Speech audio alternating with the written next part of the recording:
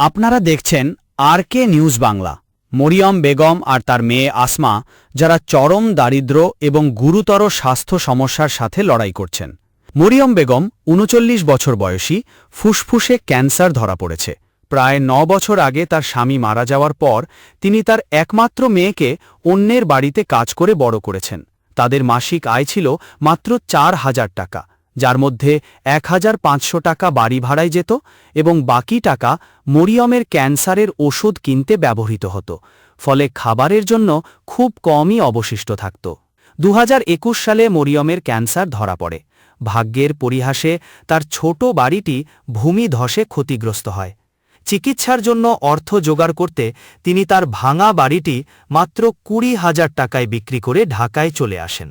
রাঙ্গামাটিতে থাকাকালীন অন্যদের সহায়তায় তিনি ৩ দফায় ১৭টি কেমোথেরাপি গ্রহণ করেন। তবে প্রতিবার কিছুটা সুস্থ হওয়ার পর তিনি আবার অসুস্থ হয়ে পড়তেন। ঢাকায় এসে পরীক্ষা নিরীক্ষার পর জানা যায় ক্যান্সার তার ফুসফুসে ছড়িয়ে পড়েছে। মরিয়ম জানান, পিঠের এবং ফুসফুসের ব্যথার কারণে তিনি রাতে ঘুমাতে পারেন না। বর্তমানে মরিয়ম এবং আসমা ঢাকার সাভারের ইমানপুরে ১,৫০০ টাকার ভাড়া বাসায় থাকেন। মায়ের দেখাশোনা করতে গিয়ে আসমা তার ৪,০০০ টাকা বেতনের সেলস গার্লের চাকরিটি হারিয়েছেন, যা তাদের আয়ের একমাত্র উৎস ছিল। এখন খাবার, বাড়ি ভাড়া এবং মায়ের চিকিৎসার খরচ জোগাড় করা তাদের পক্ষে অসম্ভব।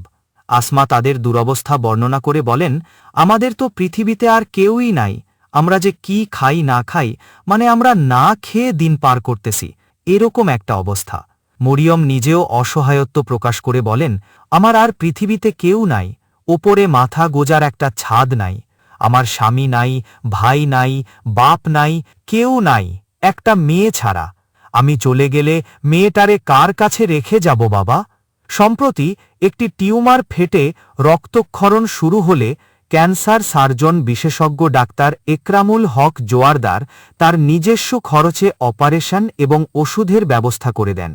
তবে মরিয়মের সম্পূর্ণ সুস্থ হতে এখনও কেমোথেরাপি এবং রেডিওথেরাপির প্রয়োজন, যা অত্যন্ত ব্যয়বহুল এবং তাদের পক্ষে জোগাড় করা একেবারেই অসম্ভব।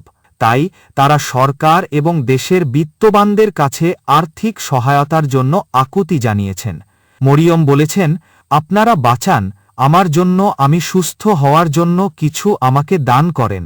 ডাক্তার একরামুল হক জোয়ারদারও সমাজের হৃদয়বান ও বিত্তবানদের কাছে মরিয়ম বেগমের পাশে দাঁড়ানোর আহ্বান জানিয়েছেন, যাতে তিনি নতুন জীবন ফিরে পেতে পারেন।